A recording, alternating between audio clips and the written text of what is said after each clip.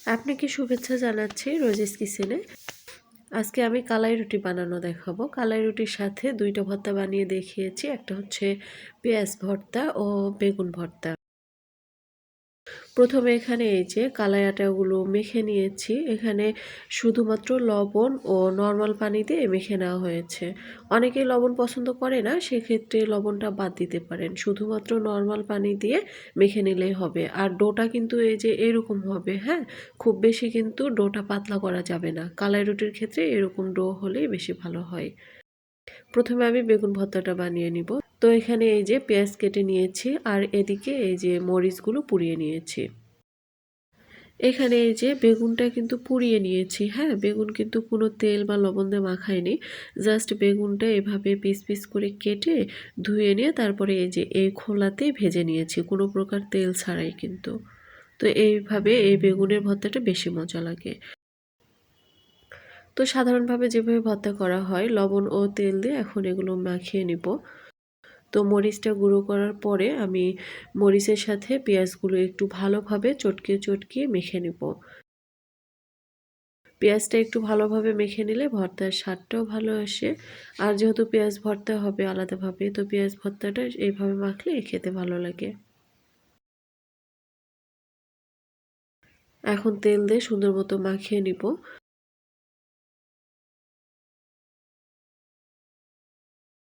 তো আলাদা করে রাখলাম এই যে পেঁয়াজ ভর্তার জন্য, আর বাকি পেঁয়াজটা দিয়ে বেগুনটা মাখিয়ে নিব। তো এখানে এই যে বেগুনটা কিন্তু বেগুনের যে ছাল মানে খোসা সেটা সহই কিন্তু ভর্তা করা হবে। এভাবে এই বেগুনের ভর্তাটা অনেক মজা লাগে। আর প্রথমেই বলে দিয়েছি বেগুনটা যেহেতু পুড়িয়ে নেওয়া হয়েছে, তো পোড়া বেগুনের ভর্তাটা এভাবেই বেশি মজা লাগে।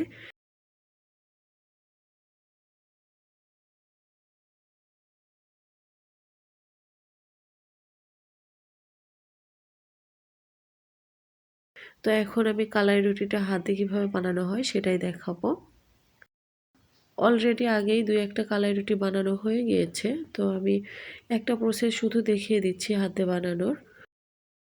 যদি হাতে বানিয়ে না নিতে পারেন তাহলে বেলুন পিঁড়াতে বানিয়ে নিলেও হবে। কিছুই না, জাস্ট হাতে এভাবে করতে হবে।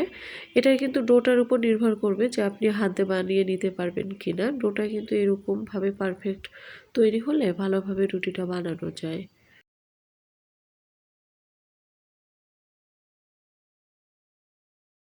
তো এটা মাটির খোলাতে ভেজে খেতে বেশি ভালো লাগে। সাধারণত আমরা মাটির খোলাতে এভাবে ভেজে খাই রুটিটা। তো এক পিঠ হলে ওই পিঠ উল্টে দিতে হবে।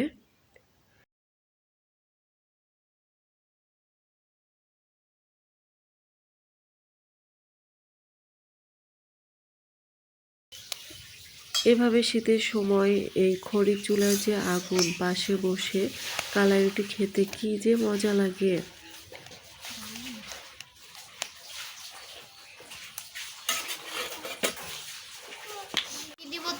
এপিঠ ওপিঠ উল্টে ভালোভাবে রুটিগুলো ভেজে নিতে হবে।